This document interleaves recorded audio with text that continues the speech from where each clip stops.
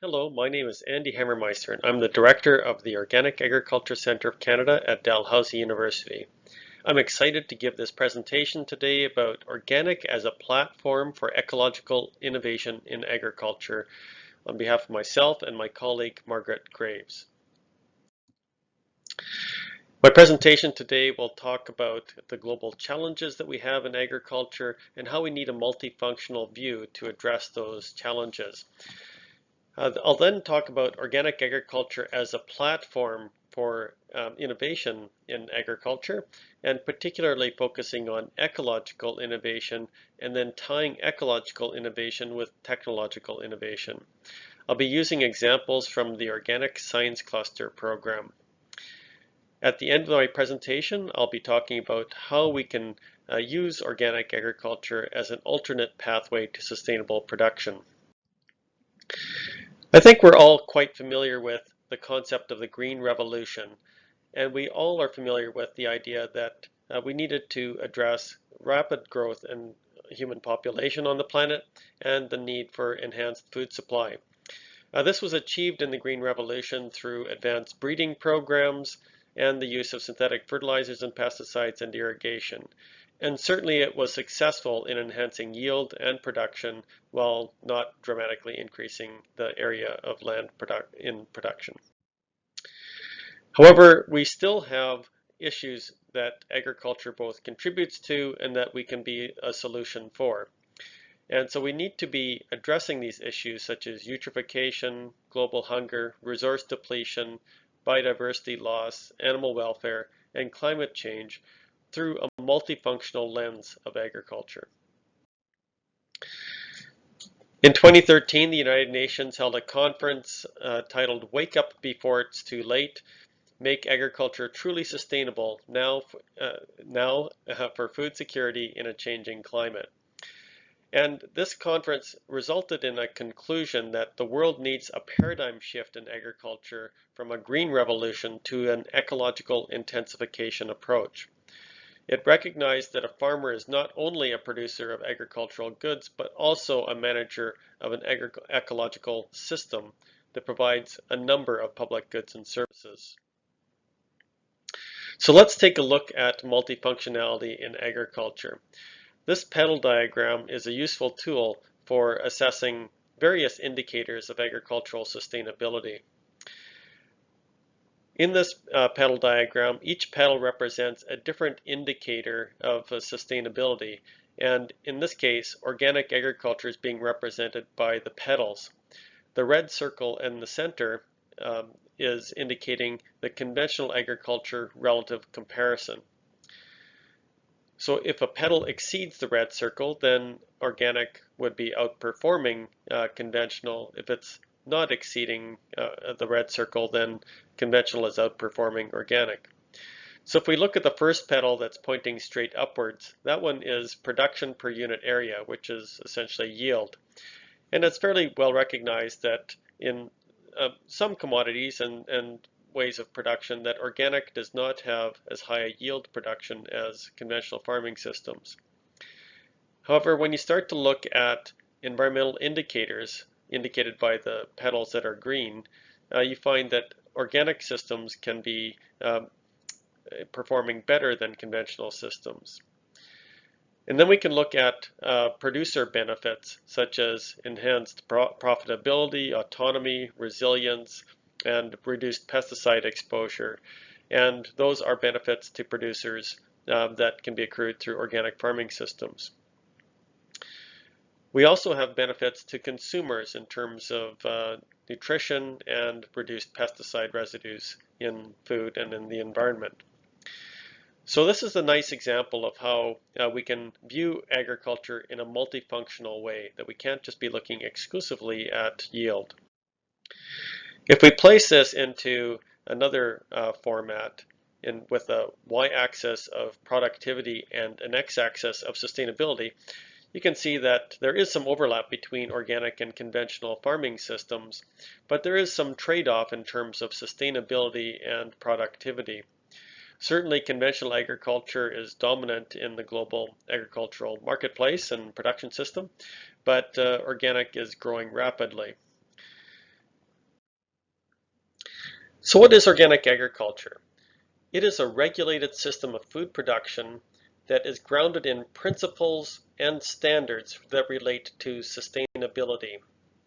It was developed by producers and processors in the international organic community, and it is regulated in Canada. So that means that you cannot use this Canada Organic logo unless you have been following the organic production standards and the permitted substances list. And then you have been certified by an independent organic inspector. Demand for organic food is growing very rapidly in the consumer marketplace, where you might have initially recognized fresh fruits and vegetables in the farmer's market as being organic. Now you're seeing large displays of organic fruits and vegetables in retail outlets. And it's not just about fresh fruits and vegetables anymore either. You can see many processed goods ranging from ketchup to things like chocolate bars. And if you go to an international trade show event, you'll see that there's many innovative projects that have been introduced that relate to organic agriculture and organic food production. And it's going beyond food and even going into organic clothing manufacturing and into organic cosmetics, although organic clothing and cosmetics aren't regulated within the Canadian organic system. So if we take a look at organic agriculture in relation to conventional, we can see that there are some key drivers that are supporting organic agriculture. In essence, organic is supported by applied ecology. We want to work within ecological limits, and we need to apply ecological principles to support the production within organic systems. Now, certainly, applied ecology has also supported conventional agriculture. I'd be remiss if I did not say that. However, organic agriculture is heavily reliant on it, that understanding of the natural ecosystem and how we might apply it to improve our practices. The conventional farming system has been quite reliant, as indicated through the Green Revolution, on input use. And that has, aside from breeding improvements, has resulted in tremendous increases in productivity. We also see technological innovation, both in conventional agriculture and within organic agriculture, but sometimes in different directions as we support the different farming systems. However, even though organic agriculture is being recognized as perhaps a more sustainable option, or at least in many of the indicators of sustainability, we are still recognizing that organic is not growing fast enough to address global issues. It's not being adopted widely enough.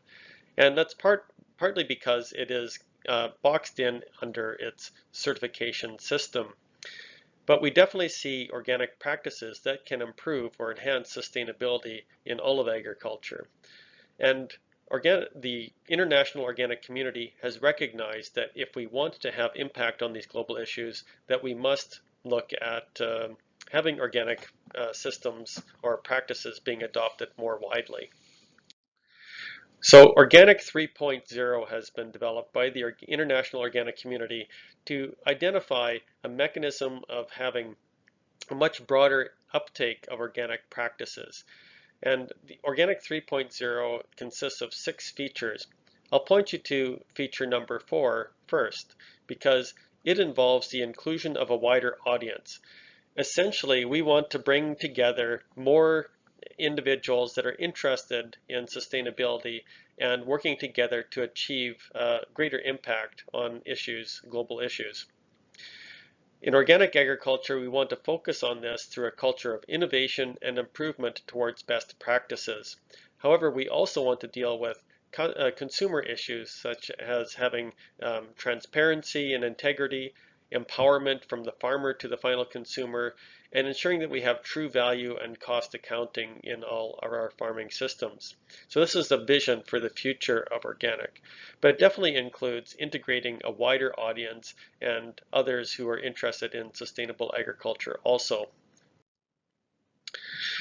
So now if we come back to looking at our slide here, we can see that organic agriculture is a regulated system, is being introduced, and it's being supported by ecological principles. And organic agriculture, if it wants to enhance productivity while also enhancing sustainability, it needs to support ecological innovation. So what is ecological innovation? Ecological innovation is basically applying technologies through ecological intensification. And ecological intensification involves having a better understanding of the different components of the agroecosystem and how they interact with each other, and then optimizing the management of those different components without exceeding natural ecological boundaries. And so a great example is understanding predator and pest interactions and how we might provide habitat for those predators of pests that we have in the field. We also might understand how different plants grown together might deter pests, as an example, such as the cinnamon plant here beside the tea in the tea field. So let's take a look at how we can be pursuing ecological innovation. The National Organic Science Cluster program is being led jointly by the Organic Federation of Canada and the Organic Agriculture Centre of Canada here at Dalhousie University. The Organic Science Cluster consists of 27 different research projects that are happening under 5 themes at research stations right across the country. In fact, we have over 70 researchers working on projects at 36 different Ag Canada research stations and universities across the country. So it's a very large program that's supporting organic agriculture. The 5 themes that we're working on are field crops, horticulture, pest management, livestock, and environment. So let's take a look at some examples of ecological innovation from the Organic Science Cluster. We have several projects that look at biological controls. We definitely need to be finding biological ways of controlling insect pests and diseases as well, since we don't have access to pesticides, at least not very many pesticide options. So we actually have research projects that are going on in a number of different crops, including vegetables and fruits and grapes across the country. And essentially what we're doing is following this botanical triad that's shown here, illustrated here, where you are trying to support beneficial insects or predators of the pests by planting crops or plants within your fields that can support those beneficial insects. And then you might also have a trap crop that will attract the pest to it and away from your cash crop. This combination of having a beneficial insects and supporting them while also attracting your pest away from your cash crop can result in a much more sustainable and productive farming system. An example of this is also the use of predatory wasps to control very big problem pests such as the spotted wing Drosophila. This research being conducted by researchers out in BC is introducing 2 new wasps, the Ronan and Samba wasps, to help control the spotted wing Drosophila. In this case, you're looking at the inside of a raspberry, an amazing photo, and one of the parasitic wasps preparing to lay eggs into the larvae of the spotted wing Drosophila. We also understand that disease can be a big problem in organic farming systems, and we do not have as many options for disease control. We don't have as many fungicides to use. Thus, we use products such as we need to do research on ways of enhancing the resistance of the crop to a disease. Sometimes that can happen through breeding, but this innovative research by Dr. Belanger at the University of Laval is looking at silicone uptake into strawberry plants to enhance its resistance to powdery mildew. Now, this research is one of the most exciting projects that we have in the Organic Science Cluster, at least for me, because it's doing research that I hadn't even considered. Dr. Manish Razada is looking at biological controls for fusarium head blight, which is a very big problem in wheat crops and also other crops like barley. And he's looking for a biological control in what I never would have really thought of as an obvious place to look. And he's looking at the rachis, which is the stem within the wheat head, to identify bacteria that are within the head of the wheat that might either compete with or suppress the fusarium head blight disease. And I'm really excited because they're finding some organisms that actually do this, that they're actually competing with the fusarium head blight. So it's looking very promising that we might have a biological control developing for fusarium head blight. Crop breeding has been happening within the organic science cluster since the very beginning, especially with wheat and oats and a little bit more recently in soybean. And this early research has identified that breeding for organic management definitely does result in genetics that are better adapted to the organic growing environment. So basically, the low input growing environment with potentially higher weed pressure. So it's very important to have genetics that are better adapted to these growing conditions. But one of the most interesting projects that we have is the participatory plant breeding program that's supported by seed change. And we have two components of this project. One relates to vegetable breeding and the other into field crops. Dr. Martin Entz and his collaborators are working on the field crop component, and they're basically doing early crosses of cultivars or genetics, and then taking those early crosses and the diverse genetics that's resulting from it and allowing it to be grown out on farmers' fields. Now, the interesting thing here is that not only are these crops experiencing the growing environments under normal management practices for organic production, but the lines are being selected by the farmers themselves using their own criteria. And this has actually resulted in some really interesting results and some very promising new lines of cultivars, especially in oats, and one of which is entering into official variety registration trials on the prairies right now. So this participatory breeding approach represents a new model for plant breeding in Canada. So organic agriculture can definitely, by enhancing and relying on ecological innovation, can definitely provide new solutions that could be applied to conventional agriculture also. But we also need to look at technological innovation, and modern technologies are definitely enhancing the sustainability of conventional systems, as well as perhaps being able to further support organic farming systems. So let's take a look at how new technologies can be used to support organic farming systems also. This research that's happening in Quebec by a team of researchers led by Dr. Martin Doré is looking at innovative organic greenhouse production systems. And here we're taking basically a low intensity farming system into a high intensity production environment. So organic farming relies on soil in order to be considered to be organic. And so in this environment where disease pressure is a very big concern, we need to bring in sterile ingredients to create a soil and then actually create the biology within the soil that's beneficial to the tomato plants. And we also need to be able to provide enough nutrients to support this very intensive growing system within this greenhouse.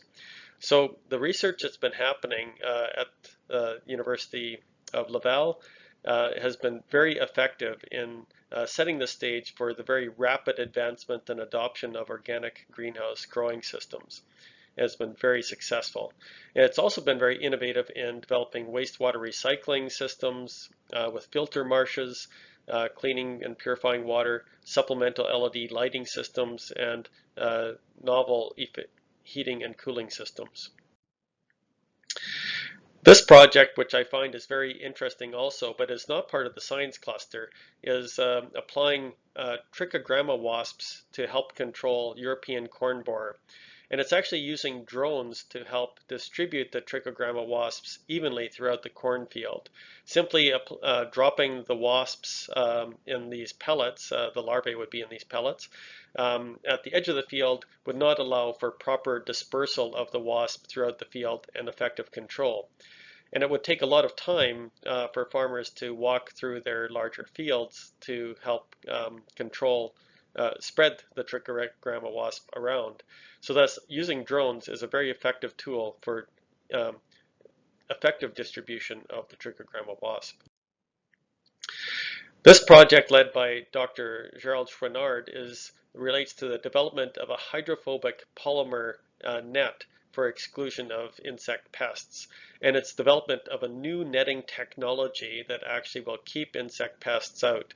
And it actually has been quite effective, and I'm really excited about this research as well.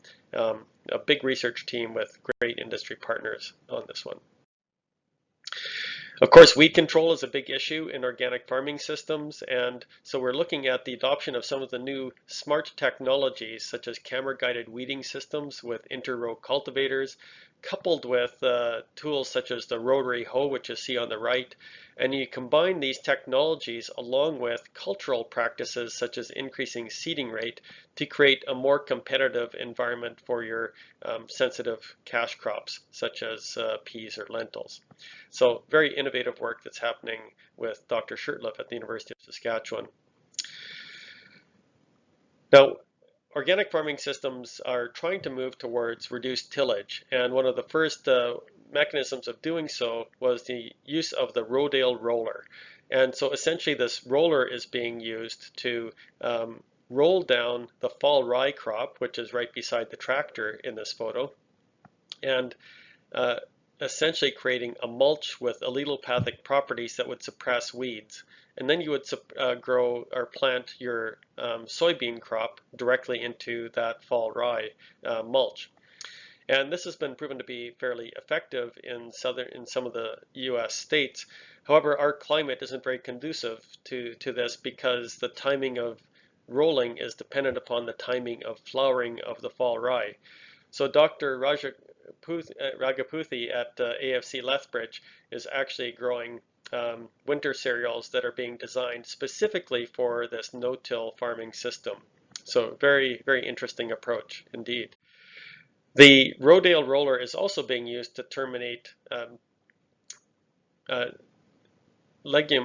green manure crops such as hairy vetch, which can provide a very thick mulch while also providing a lot of nitrogen to the soil. In fact, it can provide over 100 kilograms per hectare of nitrogen and can support yields comparable to conventional wheat yield averages. So this photo down in the bottom right has Dr. Martin Entz showing the thick mulch that is beneath that this hairy vetch created that's suppressing weeds and providing really great fertility for that flax crop. But if you want to enhance the cycling of nutrients and also gain some cash revenue from the green manure crop, you might consider using livestock to graze the green manure, which will leave most of the green manure nutrients in the field, but also allow you to harvest a crop of livestock. So the organic farming system definitely has resulted in, it uses ecological innovation, but can definitely adopt more technological innovation. And when you combine the technological and ecological innovation, I believe we have opportunity for further enhancing productivity as well as sustainability. So in organic agriculture, we're definitely interested in enhancing the acreage or number of farmers that are growing organic crops and thereby enhancing sustainability in the agricultural community. However, we also recognize that not all farmers will become organic, and so we are very keen to have organic farmers or the technology that are developed for organic farmers being adopted in conventional systems also. So organic agriculture is really providing a alternate pathway towards sustainability. Because of the restrictions in organic agriculture, we need to find novel solutions to problems that hopefully can be adopted by the wider agricultural community. So I hope you enjoyed this presentation, and if you're interested in learning more about the Organic Science Cluster, please visit our website shown here, and where you'll find all the details of our Science Cluster projects, as well as latest information and resources such as our magazine, Organic Science Canada. And I'd like to acknowledge all of the industry partners that have been involved in Organic Science Cluster 3. Without you, we would not be able to do this. Thank you very much. So thank you all for your time, and I look forward to meeting all of you with your questions.